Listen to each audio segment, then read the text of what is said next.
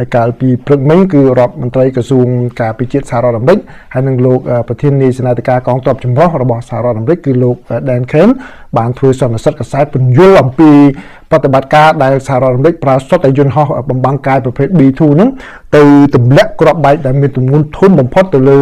រោងចក្រនុយក្លេអ៊ែររបស់ប្រទេសអ៊ីរ៉ង់ដល់ទៅ3គ្រឿងដល់ទៅ3កន្លែងហ្នឹងហើយគេចាត់ទុកថានេះគឺជាប្រតិបត្តិការដែលប្រើប្រាស់គ្រាប់បែកទម្ងន់ធ្ងន់ដែលមានទម្ងន់រហូតដល់13តោនជាងមក MOP ហ្នឹងគឺរហូតដល់14គ្រាប់ដែលជាប្រតិបត្តិការនៃប្រើគ្រាប់ហ្នឹងលើកទី1ហើយនៅក្នុងប្រតិបត្តិការពិតហ្នឹងអញ្ចឹងខ្ញុំសូមឲ្យប្រិយមិត្តទាំងអស់គ្នាស្ដាប់មើលថាប្រសាសន៍របស់លោកនាយសេនាធិការកងទ័ពចម្រុះហ្នឹងគាត់និយាយហ្នឹងមានចំណុចណាគួរចាប់អារម្មណ៍ដើម្បីជាផ្នែកមួយនៃការដឹងព័ត៌មានផងជាការសិក្សាផងហើយចាំពេលចប់ខាងក្រោយគឺខ្ញុំនឹងសង្ខេបជូនប្រិយមិត្តតើការចាប់អារម្មណ៍របស់ប្រិយមិត្តដូចខ្ញុំដែរឬទេឥឡូវនេះខ្ញុំសូមបកប្រែទូទាស់ដើម្បីជូនជាព័ត៌មានThank you, Mr. Secretary. សូមអរគុណលោករដ្ឋមន្ត្រីសូមអរគុណចំពោះការទទួលស្គាល់ការងាររបស់អ្នកទាំងអស់ដែលបានធ្វើការងារប្រទេសជាតិរបស់យើងហើយពិតជាល្អណាស់ដែលបានឃើញអ្នកទាំងអស់គ្នានៅទីនេះនៅព្រឹកនេះកាលពីយប់មិញតាមបញ្ជារបស់លោកប្រធានាធិបតីបញ្ជាការកណ្ដាលរបស់សហរដ្ឋអាមេរិកក្រោមការបញ្ជារបស់ឧត្តមសេនីយ៍ Eric Kurilla បានធ្វើប្រតិបត្តិការឈ្មោះថាញញួរកណ្ដាលអាត្រៀតដោយល្អិតល្អន់និងច្បាស់លាស់ប្រឆាំងនឹងរោងចក្រនុយក្លេអ៊ែរអ៊ីរ៉ង់ចំនួន3នេះគឺជាបេសកកម្មដ៏ស្មុគស្មាញនិងមានហានិភ័យខ្ពស់ដែលអនុវត្តដោយជំនាញពិសេសនិងវិន័យរបស់កងកម្លាំងរួមយើងខ្ញុំសូមអរគុណយុទ្ធជនអ្នករៀបចំផែនការប្រតិបត្តិការទាំងអស់ដែលបានធ្វើឲ្យបេសកកម្មនេះអាចសម្រេចបានសកម្មភាពរបស់ពួកគេឆ្លុះបញ្ចាំងពីស្តង់ដារខ្ពស់បំផុតនៃកងកម្លាំងប្រដាប់អាវុធរបស់អាមេរិកប្រតិបត្តិការនេះត្រូវបានរៀបចំឡើងដើម្បីបំផ្លាញហេដ្ឋារចនាសម្ព័ន្ធនុយក្លេអ៊ែររបស់អ៊ីរ៉ង់យ៉ាងធ្ងន់ធ្ងរវាត្រូវបានគ្រោងទុកនិងដំណើរការនៅគ្រប់ផ្នែកនិងតំបន់ជាច្រើនដោយមានការសម្របសម្រួលដែលឆ្លុះបញ្ចាំងពីសមត្ថភាពរបស់យើងក្នុងការបង្ហាញអំណាចជាសកលដោយល្បឿននិងភាពជាក់លាក់តាមពេលវេលានិងទីកន្លែងតាមការជ្រើសរើសរបស់ប្រទេសយើងនេះជាបេសកកម្មមួយដែលមានមនុស្សតិចណាស់នៅក្នុងក្រុង Washington ដែលដឹងពីពេលវេលាឬផែនការនេះខ្ញុំនឹងបង្ហាញ graphic នៅចំហៀងដែលមានព័ត៌មានលម្អិតអំពីប្រតិបត្តិការមួយចំនួន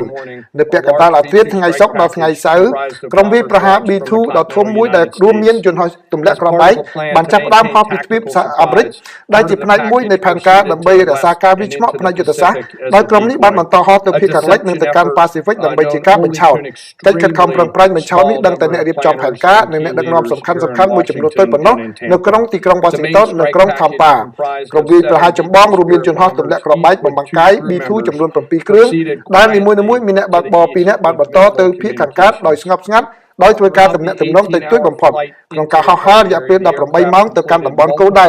យន្តហោះបានចាក់សាំងបន្ថែមជាច្រើនដងលើអាកាសនៅពេលដល់តំបន់ដីគោកយន្តហោះ B2 បានរួមគ្នាជាមួយនឹងយន្តហោះអមដំណើរនិងយន្តហោះគ្រប់គ្រងដោយប្រើពេលដ៏ស្មុគស្មាញមួយដែលតម្រូវឲ្យធ្វើការស៊ីសង្វាក់គ្នាយ៉ាងពិតប្រាកដនៅទូទាំងផ្នែកជាច្រើននៅក្នុងផ្នែកតូចចង្អៀតនៃអាកាស all done with minimal communications. This type of integration is exactly what our joint force does better than anyone else in the world. ទាំងអស់ត្រូវបានធ្វើការដោយតាក់ទងគ្នាតិចតួចបំផុតប្រភេទនៃការរួមកម្លាំងនេះគឺពិតជាអ្វីដែលកម្លាំងរួមរបស់យើងធ្វើបានល្អជាងប្រទេសផ្សេងទៀតនៅក្នុងពិភពលោកនៅម៉ោងប្រហែល5ល្ងាចម៉ោងនៅរដ្ឋធានី Washington កាលពីយប់មិញនិងមុនពេលដែលក្រុមវាយប្រហារចូលទៅក្នុងប្រទេសអ៊ីរ៉ង់នាវាមួយទឹករបស់សហរដ្ឋអាមេរិកនៅក្នុងតំបន់បញ្ជាការកណ្ដាលបានបាញ់មីស៊ីល Tomahawk ជាង20គ្រាប់ដាក់អគារនៅផ្នែកខាងលើនៃរោងចក្រ Isfahan នៅពេលដែលក្រុមប្រតិបត្តិការវាយប្រហារញញួរកណ្ដាលអាត្រៀតចូលទៅក្នុងដែនអាកាសអ៊ីរ៉ង់សហរដ្ឋអាមេរិកប្រើតាក់ទិកបញ្ឆោតជាច្រើនរួមទាំងការបញ្ឆោតដែលមានយន្តហោះចំនួនទី4និងទី5បានហោះខ្ពស់និងលឿនទៅពីមុខក្រុមវាយប្រហារស៊ើបរកសត្រូវនឹងការគំរាមកំហែងពីអាកាស and surface to air missile threats. The strike package was supported by US Strategic Command. ក្រុមវាយប្រហារនេះត្រូវបានគ្រប់គ្រងដោយបញ្ជាការយុទ្ធសាស្ត្ររបស់សហរដ្ឋអាមេរិកបញ្ជាការដឹកជញ្ជូនអាមេរិកបញ្ជាការតាមអ៊ីនធឺណិតអាមេរិកនិងបញ្ជាការកងកម្លាំងអវកាសអាមេរិកនិងបញ្ជាការនៅអឺរ៉ុបរបស់អាមេរិកនៅពេលដែលក្រុមវាយប្រហារបានខិតជិតដល់រោងចក្រនុយក្លេអ៊ែរ Fordo និង Natanz កងការពាររបស់សហរដ្ឋអាមេរិកបានប្រើប្រាស់អាវុធបង្ក្រាបល្បឿនលឿននិងធានាថាក្រុមវាយប្រហារអាចឆ្លងកាត់ប្រកបដោយសុវត្ថិភាពហើយយន្តហោះចម្បាំងបានប្រើការទប់ស្កាត់ការបាញ់ទុកជាមុនប្រឆាំងនឹងការគំរាមកំហែងតាមអាកាសរបស់អ៊ីរ៉ង់យើងបានឃើញការបាញ់ប្រហារលើក្រុមវាយប្រហាររបស់សហរដ្ឋអាមេរិកតាមផ្លូវចូលនោះទេនៅម៉ោងប្រហែល 6:40 នាទីល្ងាចម៉ោងស្តង់ដារនៅខាងកើតយន្តហោះ B2 នាំមុខបានទម្លាក់គ្រាប់បែកធុន GBU 57ចំនួន2គ្រាប់ នៅលើគោលដៅទី1នៃគោលដៅជាច្រើននៅ Fordo ដោយដែលប្រធានាធិបតីបាននិយាយកាលពីយប់មិញថាយន្តហោះទម្លាក់គ្រាប់បែកដែលនៅសល់បន្ទាប់មកបានវាយប្រហារគោលដៅរបស់ពួកគេផងដែរដែលមានចំនួនសរុបចំនួន14គ្រាប់បានទម្លាក់ប្រឆាំងនឹងតំបន់គោលដៅនុយក្លេអ៊ែរចំនួន2ផ្សេងទៀតគឺសរុបចំនួន3គោលដៅនុយក្លេអ៊ែរនៅម៉ោង 6:40 នាទីល្ងាចនិងម៉ោង 7:05 នាទីល្ងាចនោះគឺប្រហែលជាម៉ោង 2 និង 10 នាទីព្រឹកម៉ោងនៅក្នុងប្រទេសអ៊ីរ៉ង់ហើយកម្មជួយថមហុកជាចុងក្រោយបានបន្តវាយប្រហារនៅរោងចក្រអេស្ហ្វាហានដើម្បីធានាថាយើងរក្សានូវការវិឆ្មក់នៃប្រតិបត្តិការនេះពេលនោះក្រុមប្រតិបត្តិការញញូកណ្ដាលអាត្រៀតបានហោះចេញពីដែនអាកាសអ៊ីរ៉ង់ហើយក្រុមនោះបានចាប់ផ្ដើមត្រឡប់មកផ្ទះវិញយើងមិនឃើញមានការបាញ់ប្រហារលើក្រុមវាយប្រហារនៅតាមផ្លូវចេញវិញនោះទេយន្តហោះចម្បាំងរបស់អ៊ីរ៉ង់មិនបានហោះហើរទេហើយវាហាក់បីដូចជាប្រព័ន្ធមីស៊ីលលើអាកាសរបស់អ៊ីរ៉ង់មិនបានឃើញយើងទេ Return home. We are unaware of any shots fired at the package on the way out. Iran's fighters did not fly, and it appears that Iran's surface-to-air missile systems did not see us. Throughout the mission, we retained the element of surprise. ពេញមួយបេសកកម្មយើងរក្សានូវការវាយមិនឲ្យដឹងខ្លួនជាមុនជាសរុបកងកម្លាំងសហរដ្ឋអាមេរិកបានប្រើប្រាស់អាវុធនាំផ្លូវសុក្រិតប្រមាណ75គ្រាប់ក្នុងអំឡុងពេលប្រតិបត្តិការនេះដែលរួមបញ្ចូលដោយដែលលោកប្រធានាធិបតីបាននិយាយកាលពីយប់មិញថាគ្រាប់ទម្លុះដីដ៏ធំចំនួន14គ្រាប់ដែលមានទម្ងន់ជាង13តោនក្នុងមួយគ្រាប់ដែលនេះជាការប្រើប្រាស់អាវុធនេះជាលើកដំបូងដែលមិនធ្លាប់មានខ្ញុំដឹងថាអ្នកទាំងអស់គ្នាចង់ដឹងការខូចខាតក្នុងសមរភូមិការខូចខាតក្នុងសមរភូមិចុងក្រោយនឹងចំណាយពេលខ្លះសិក្សាសិនប៉ុន្តែការសិក្សាការខូចខាតសមរភូមិដំបូងបង្ហាញថាទីតាំងទាំង3រងការខូចខាតនិងការបំផ្លាញយ៉ាងធ្ងន់ធ្ងរបំផុតយន្តហោះអាមេរិកជាង125គ្រឿងបានចូលរួមក្នុងបេសកកម្មនេះរួមទាំងយន្តហោះទម្លាក់គ្រាប់បែកបំផាំងកាយ B2 ជាច្រើនយន្តហោះចម្បាំងចំនួនទី4និងទី5ជាច្រើននិងយន្តហោះចាក់ប្រេងតាមអាកាសរាប់សិបគ្រឿងនាវាមួយទឹកបំពាក់កម្មជួយដឹកនាំផ្លូវនិងយន្តហោះស៊ើបការសម្ងាត់និងយន្តហោះឆ្លប់យកការព្រមទាំងអ្នកបច្ចេកទេសរាប់រយនាក់ដែលមានជំនាញប្រតិបត្តិការ maintenance and operational professionals. As the Secretary said, this was the largest B2 operational strike in US history. ដោយដែលលោករដ្ឋមន្ត្រីបាននិយាយថានេះគឺជាការវាយប្រហារប្រតិបត្តិការ B2 ដ៏ធំបំផុតក្នុងប្រវត្តិសាស្ត្រអាមេរិកនិងបេសកកម្ម B2 វែងបំផុតទី2ដែលមិនធ្លាប់មានក្រៅពីការហោះហើរទាំងនោះក្នុងរយៈពេលក្រោយការវាយប្រហារ 9/11 នៅមុននេះលោកឧត្តមសេនីយ៍ Gorilla បានបង្កើនវិធានការការពារកម្លាំងនៅទូទាំងតំបន់ជាពិសេសនៅក្នុងប្រទេសអ៊ីរ៉ាក់ស៊េរីនិងឈូងសមុទ្រកងកម្លាំងរបស់យើងនៅតែស្ថិតក្នុងស្ថានភាពប្រុងប្រយ័ត្នខ្ពស់យ៉ាងពេញលេញដើម្បីឆ្លើយតបទៅនឹងការសងសឹករបស់អ៊ីរ៉ង់ឬការវាយប្រហារដោយទាហានសេនាជនរបស់ពួកគេដែលនឹងក្លាយជាជំរឿនដ៏អាក្រក់មិនគួរឲ្យជឿបើហ៊ានយើងនឹងការពារខ្លួនយើងសុវត្ថិភាពរបស់យោធាយើងនិងជនស៊ីវិលនៅតែជាអាទិភាពខ្ពស់បំផុតរបស់យើង This mission demonstrates the unmatched reach បេសកកម្មនេះបង្ហាញពីការសម្របសម្រួលនិងសមត្ថភាពដែលមិនអាចប្រៀបផ្ទឹមបានរបស់យោធាអាមេរិកក្នុងរយៈពេលតែប្រមាណសប្តាហ៍ប៉ុណ្ណោះដែលបានចេញពីការធ្វើផែនការយុទ្ធសាស្ត្ររហូតដល់ប្រតិបត្តិការជាសកលប្រតិបត្តិការនេះគូបញ្ជាក់ពីសមត្ថភាពដែលមិនអាចប្រៀបផ្ទឹមបាននឹងការទៅដល់កន្លែងនានានៅលើសកលលោកនៃយោធាអាមេរិកដោយដែលប្រធានាធិបតីបាននិយាយយ៉ាងច្បាស់កាលពីយប់មិញថាគ្មានយោធាណាមួយក្នុងពិភពលោកអាចធ្វើរឿងនេះបានទេ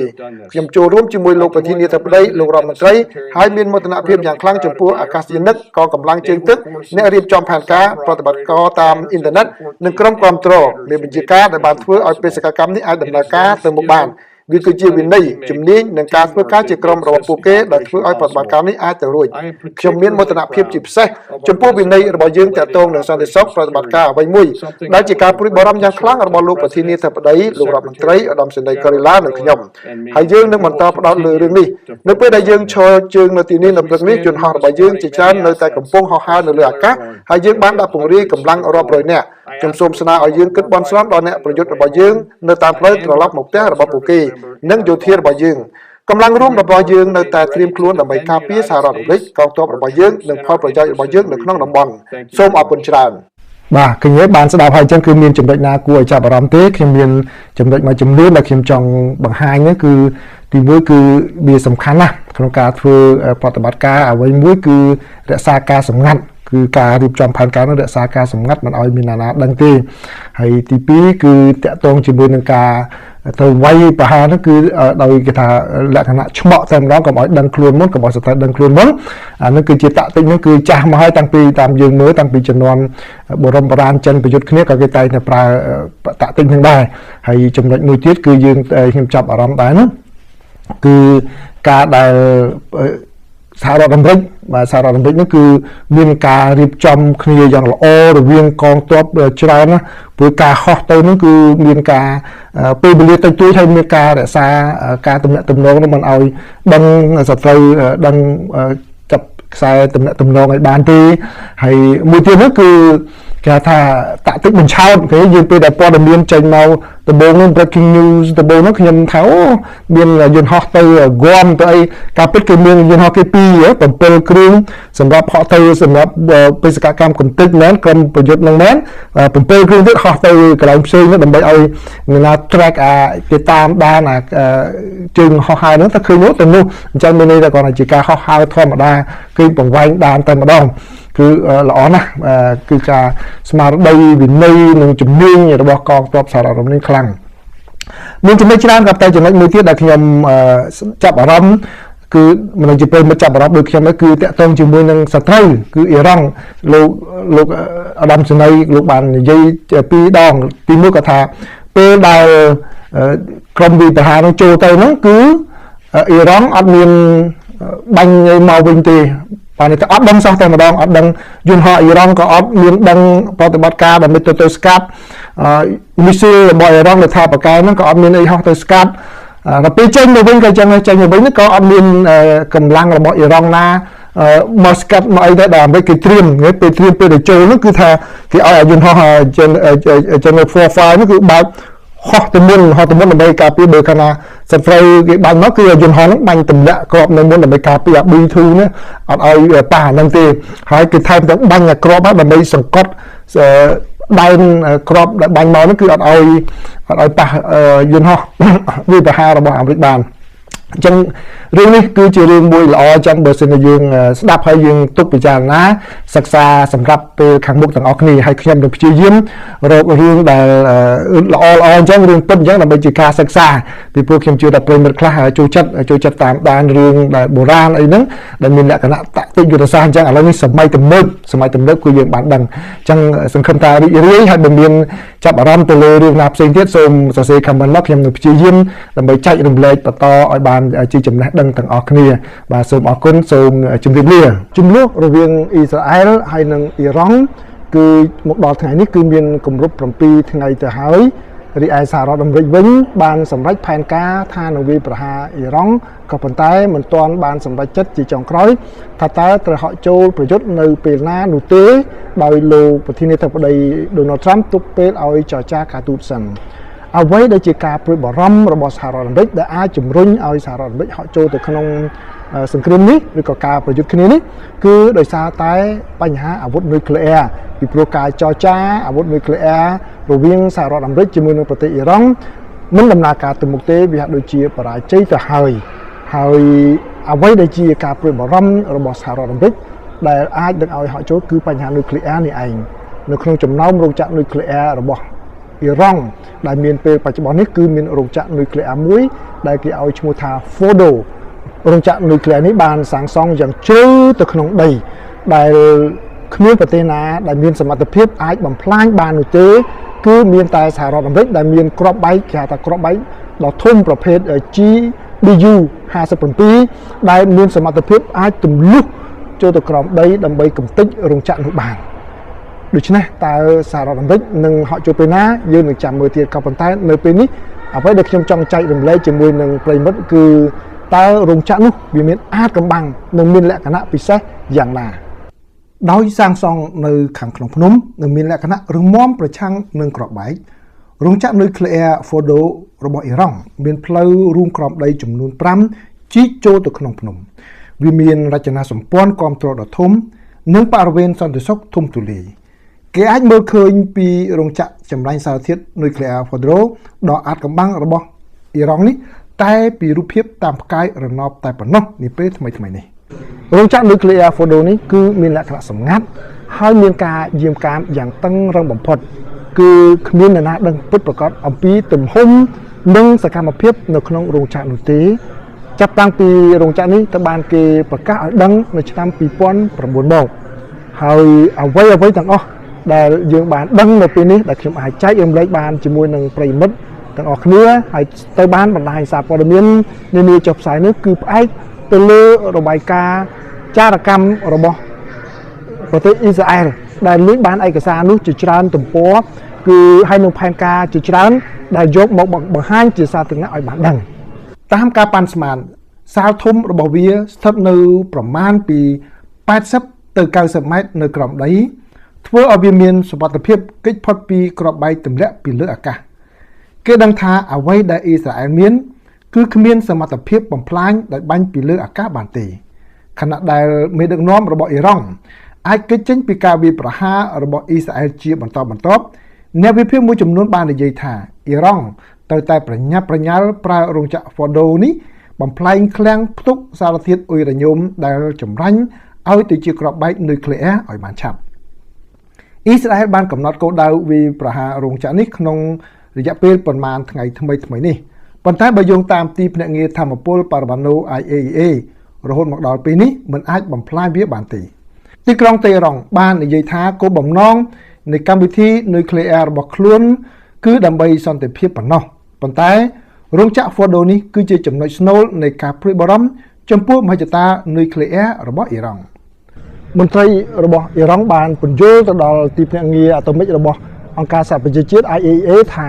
ហេតុផលដែលអ៊ីរ៉ង់ធ្វើរោងចក្រ Fordo នេះនៅក្រោមដីនោះគឺដើម្បីសុវត្ថិភាពតែប៉ុណ្ណោះដោយសារតែខ្លួនភ័យខ្លាចមានការវាយប្រហារដោយផ្នែកយោធាពីប្រចាំមិត្តរបស់ខ្លួនហើយវាគឺជាកន្លែងមួយដែលអាចបម្រើជាកន្លែងដែលរក្សាទុកនៅពេលដែលគ្រាមានអាសន្នសម្រាប់រោងចក្រនុយក្លេអ៊ែរដែលនៅក្បែរនោះហើយបើសិនជាមានការវាយប្រហារហើយទីភ្នាក់ងារហើយមន្ត្រីរបស់អ៊ីរ៉ង់បានឲ្យដឹងថាក្នុងរោងចក្រ Fordo នេះគឺមានក្បាលគ្រាប់ដែលចម្រាញ់សារធាតុអ៊ុយរ៉ាញ៉ូមនេះចំនួន3000ឯណោះព័ត៌មានលម្អិតបន្ថែមអំពីកន្លែងនេះត្រូវបានផ្សព្វផ្សាយជាសាធារណៈដោយនាយករដ្ឋមន្ត្រីអ៊ីស្រាអែលលោក Benjamin Netanyahu ក្នុងឆ្នាំ2018បន្ទាប់ពីសេវាស៊ើបការណ៍សម្ងាត់របស់ប្រទេសលោកយកបានឯកសារជាង 55,000 ពីអ្វីដែលអ៊ីស្រាអែលបាននិយាយថាជាបណ្ណសារបរមាណូរបស់អ៊ីរ៉ង់ក្នុងចំណោមឯកសារទាំងនោះមានប្លង់លម្អិតរបស់រោងចក្រ Fordo និងព័ត៌មានអំពីគោលបំណងរបស់វាគឺដើម្បីផលិតកម្រិតអ៊ុយរ៉ាញ៉ូមសម្រាប់ប្រើប្រាស់អាវុធដែលជាផ្នែកមួយនៃកម្មវិធីនុយក្លេអ៊ែររបស់អ៊ីរ៉ង់ដែលអាចផលិតបាន1គ្រាប់ឬ2គ្រាប់ក្នុង1ឆ្នាំនៅពេលនោះអនុរដ្ឋមន្ត្រីការបរទេសអ៊ីរ៉ង់លោក Abbas Araghchi បានហៅការលាតត្រដាងនិងការអត្ថាធិប្បាយរបស់លោក Netanyahu ថាដូចក្មេងលេងនិងគួរឲ្យអស់សំណើចបន្ទាប់មករដ្ឋមន្ត្រីការបរទេសអាមេរិកលោក Mike Pompeo បាននិយាយថាសហរដ្ឋអាមេរិកបានដឹងរឿងនេះមួយរយៈពេលមកហើយនឹងជឿជាក់ថាឯកសារនោះគឺពិតប្រាកដរបាយការណ៍របស់ IAEA ថ្មីនេះបានសន្និដ្ឋានថាប្រទេសអ៊ីរ៉ង់បានបង្កើនការផលិតអ៊ុយរ៉ាញ៉ូមដែលចម្រាញ់បានដល់កម្រិត 60% ហើយនៅឯរោងចក្រ Fordo យោងតាមក្រុមស្រាវជ្រាវ ISIS បាននិយាយថាក្នុងរយៈពេល3សប្តាហ៍នៅរោងចក្រ Fordo មានសារធាតុគ្រប់គ្រាន់សម្រាប់ផលិតអាវុធនុយក្លេអ៊ែរចំនួន9គ្រាប់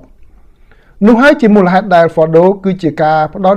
សំខាន់នៃការប៉ុនប៉ងរបស់អ៊ីស្រាអែលក្នុងការកំទេចនិងបំផ្លាញកម្មវិធីនុយក្លេអ៊ែររបស់អ៊ីរ៉ង់ប៉ុន្តែតើវាអាចទៅរួចទេឯកអគ្គរដ្ឋទូតអ៊ីស្រាអែលប្រចាំនៅសហរដ្ឋអាមេរិកលោក Jechiel Leite បាននិយាយនៅក្នុងបទសម្ភាសន៍ជាមួយទូរទស្សន៍ Merit TV កាលពីថ្ងៃច័ន្ទថាសហរដ្ឋអាមេរិកគឺជាប្រទេសតែមួយគត់ដែលមានប្រភេទគ្រាប់ដែលតម្រូវយកទៅវាយប្រហារលើទីតាំងនុយក្លេអ៊ែរ Fordo របស់អ៊ីរ៉ង់ដោយដែលខ្ញុំបានជម្រាបប្រិយមិត្តហើយគឺរោងចក្រនុយក្លេអ៊ែរ Fordo របស់អ៊ីរ៉ង់នេះគឺបានសាងសង់យ៉ាងជ្រៅ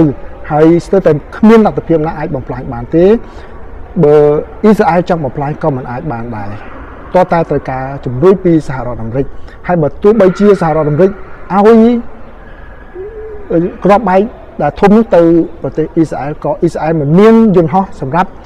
ដឹកយកទៅទម្លាក់ដែរពីព្រោះដូចតែយើងបានដឹងហើយគឺយន្តហោះដែលអាចទម្លាក់ដឹកគ្រាប់បែកនេះបានគឺយន្តហោះ B2 បំផាំងកាយដែលអាចហោះដឹកគ្រាប់បែកនេះទៅទម្លាក់បានអញ្ចឹងហើយបានជាអ្នកជំនាញបានឲ្យយោបល់នៅជំរឿនមួយបន្ថែមទៀតថាអ៊ីស្រាអែលអាចប្រើវិធីមួយគឺកំទេចរោងចក្រនោះនៅច្រកក្រោមដីដែលចេញចូលទាំងប្រមាណទាំងអស់ដើម្បីបំផ្លាញច្រកចេញចូលបំផ្លាញអគ្គិសនីដូច្នេះអ៊ីរ៉ង់ត្រូវការពេលយ៉ាងហោចណាស់ក៏ជាច្រើនខែដែរទម្រាំតែនឹងអាចស្ដាររោងចក្រនោះឡើងវិញបានតែ អ៊ីស្រាអែលនឹងជ្រើសរើសយកជំរឿនណាយើងនៅមិនទាន់ដឹងទេក៏ប៉ុន្តែត្រឹមថ្ងៃ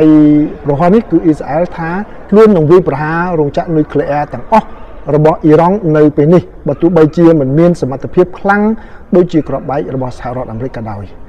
ដូច្នេះលទ្ធផលយ៉ាងណាយើងរងចាំមើលទាំងអស់គ្នាសូមអរគុណប្រិយមិត្តដែលតាមដានទស្សនាការបង្ហាញរបស់ខ្ញុំគឺនេះជាអត្ថបទរបស់ BBC ដែលបានចេញផ្សាយមុននេះបន្តិចមុនពេល